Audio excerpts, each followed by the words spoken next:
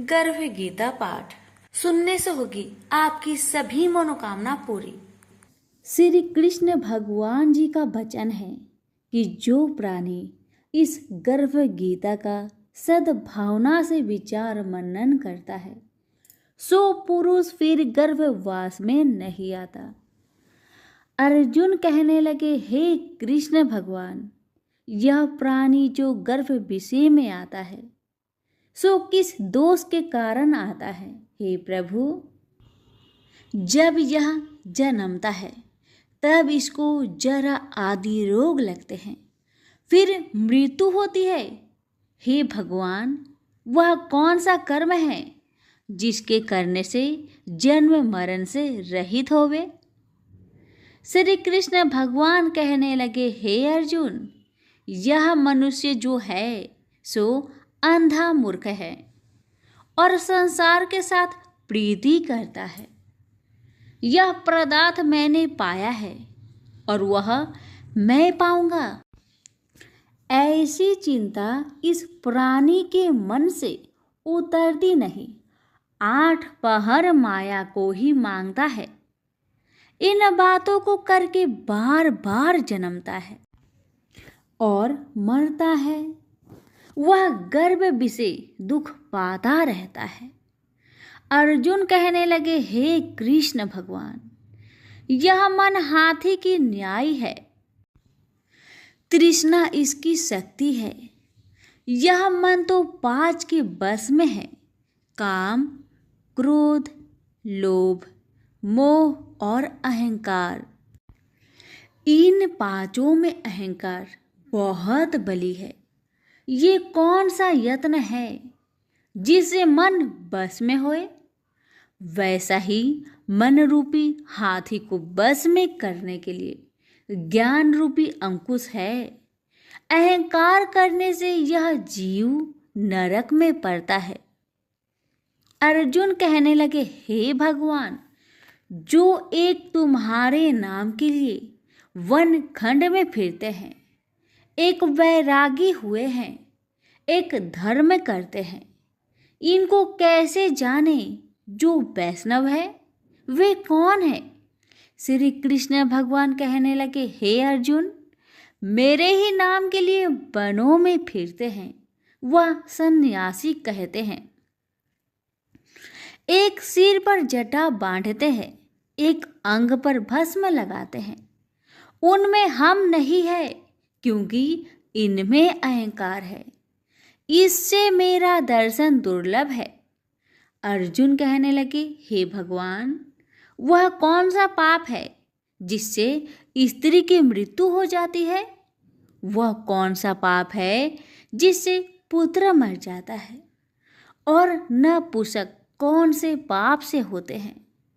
श्री भगवान कहने लगे, हे अर्जुन, जो किसी से कर्जा लेता है और देता नहीं, इस पाप से औरत मरती है। और जो किसी की अमानत रखी हुई बचा लेता है, उसके पुत्र मर जाते हैं। जो किसी का कार्य किसी के गोचर आए पड़े और वह जबानी कहे कि मैं तेरा कार्य सबसे पहले कर दूंगा, और जब समय आए तब उसका कार्य ना करे, इस पाप से नपुंसक हो जाता है। ये बड़े पाप है। अर्जुन कहने लगे, हे भगवान, कौन पाप से मनुष्य सदैव रोगी रहता है?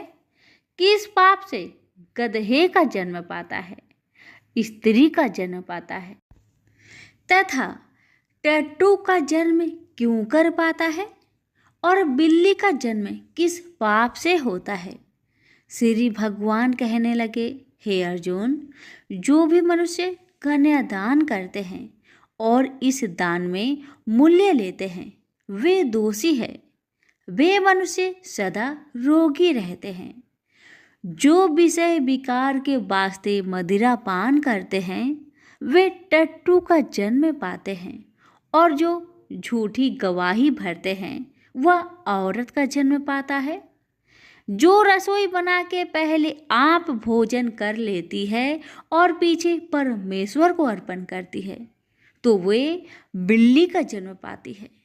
और जो मनुष्य अपनी झूठी वस्तु दान करते हैं औरत का जन्म पाते हैं, वह गुलाम औरतें होती है। अर्जुन कहने लगे, हे भगवान, कई मनुष्यों को आपने स्वर्ण दिया है, सो उन्होंने कौन सा पुण्य किया है?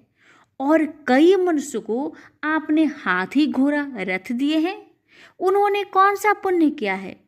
श्री भगवान कहने लगे, हे अर्जुन, जिन्होंने स्वर्ण दान किया है उनको हाथी घोड़े वाहन मिलते हैं। जो परमेश्वर के निमित्त कन्या दान करते हैं सो पुरुष का जन्म पाते हैं। अर्जुन कहने लगे, भगवान, जिन पुरुषों के अंदर विचित्र शरीर है उन्होंने कौन सा पुण्य किया है? किसी दो के घर संपत्ति है, कोई विद्वान है, उन्होंने कौन सा पुण्य किया है? श्री भगवान कहने लगे, हे अर्जुन, जिन्होंने अन्न का दान किया है उनका सुंदर स्वरूप है। जिन्होंने विद्या दान किया है वह विद्यावान होते हैं। जिन्होंने संतों की सेवा की है वह पुत्रवान होते हैं। अर्जुन कहने लगे, हे भगवान, किसी को धन से प्रीति है, कोई को स्त्रियों से प्रीति करते हैं। इसका क्या कारण है, समझाकर कहिए।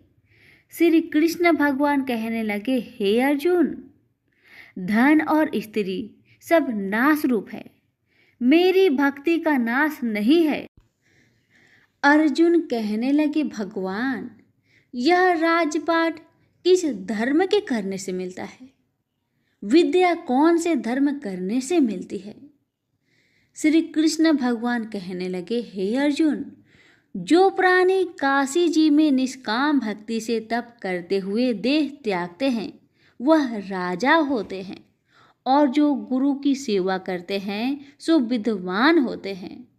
अर्जुन कहने लगे, हे भगवान, किसी को धन अचानक बिना किसी परिश्रम से ही मिलता है, सो उन्होंने कौन सा पुण्य किया है? श्री कृष्ण भगवान कहने लगे, अर्जुन, जिन्होंने गुप्त दान किया है उनको धन अचानक मिलता है। जिसने परमेश्वर निमित्त पराया कार्य संवारा है वह मनुष्य रोग से रहित होते हैं।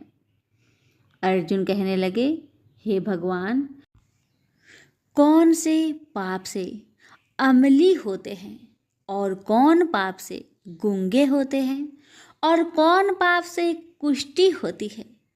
श्री कृष्ण भगवान कहने लगे, हे अर्जुन, जो आदमी नीच कुल की स्त्री से गमन करते हैं सो अमली होते हैं। जो गुरु से विद्या पढ़कर मुकर जाते हैं सो गूंगे होते हैं। जिन्होंने गो घात किया है वे कुष्ठी होते हैं। अर्जुन कहने लगे, हे भगवान, जिस किसी पुरुष की देह में रक्त का विकार होता है वह किस पाप से होता है?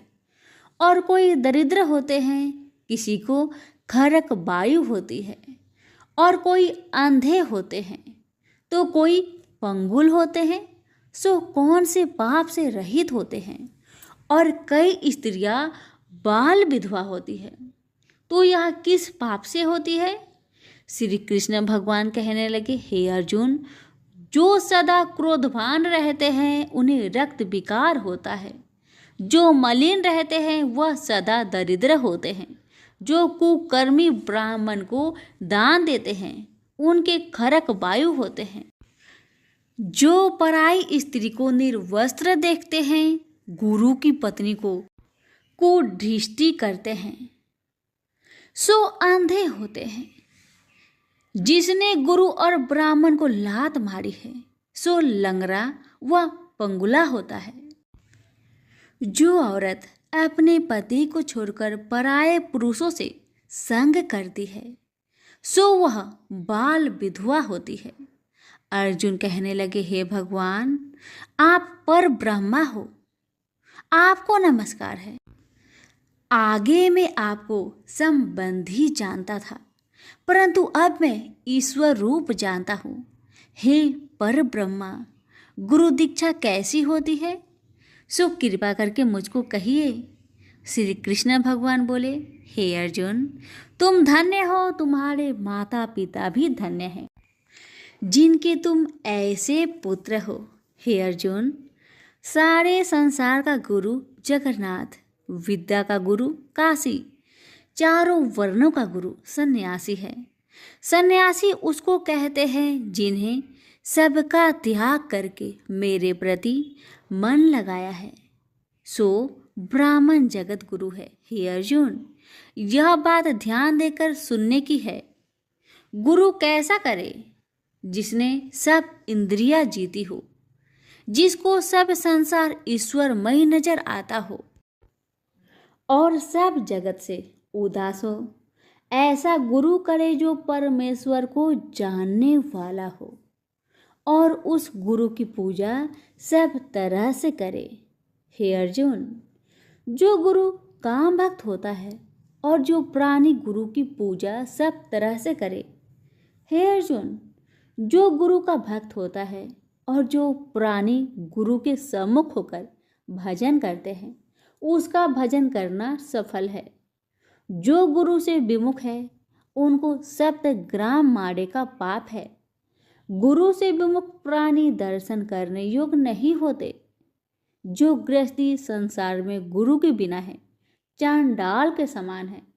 जिस तरह मदिरा का भंडार हो, उसमें जो गंगा जल है सो अपवित्र है, इसी तरह गुरु से विमुख का भजन सदा अपवित्र होता है। उसके हाथ का देवता भी नहीं लेते, उसके सब कर्म निष्फल है। कुकर, शुकर, गंधर्व, काग, ये सब की सब योनियों में बड़ी खोटी योनि है। इन सब से यह मनुष्य खोटा है जो गुरु नहीं करता। गुरु बिना गति नहीं होती, यह अवश्य नरक को जाएगा। गुरु दीक्षा बिना प्राणी के सब कर्म निष्फल होते हैं। हे अर्जुन, जैसे चारों वर्णों को मेरी भक्ति करना योग है, तैसे गुरु धार के गुरु भक्ति करना योग है। जैसे गंगा नदियों में उत्तम है, सब व्रतों में एकादशी का व्रत श्रेष्ठ है, वैसे ही अर्जुन, शुभ कर्मों में गुरु सेवा उत्तम है। गुरु दीक्षा बिना प्राणी पशु योनि पाता है। जो धर्म भी करता है सो पशु योनि में फल भोगता है, 84 योनियों में भ्रमता रहता है। अर्जुन कहने लगे, हे श्री कृष्ण भगवान, गुरु दीक्षा क्या वस्तु है? कृष्ण भगवान कहने लगे, हे अर्जुन, धन्य जन्म है तेरा जिसने यह प्रश्न किया है, तू धन्य है। गुरु दीक्षा के 2 अक्षर है, हरिओम। इन अक्षरों को गुरु कहता है। यह चारों वर्णों को अपनाना श्रेष्ठ है। हे अर्जुन, जो गुरु की सेवा करता है उस पर मेरी प्रसन्नता है। वह 84 से छूट जाएगा, जन्म मरण से रहित हो, नरक नहीं भोगता। गुरु की सेवा करता है उसको कई अश्वमेघ यज्ञ के पुण्य का फल मिलता है। गुरु की सेवा मेरी सेवा है। हे अर्जुन, हमारे तुम्हारे संवाद को जो पढ़े सो गर्भ के दुख से बचेंगे, 84 कट जाएगी। इसी से इस पाठ का नाम गर्भ गीता है। श्री कृष्ण भगवान जी के मुख से अर्जुन ने श्रवण की है, गुरु दीक्षा लेना उत्तम कर्म है। उसका फल है कि नरक से वह 84 जीव से बचा रहता है। भगवान बहुत प्रसन्न होते हैं। सभी प्रेम से बोलिए, श्री कृष्ण भगवान की जय।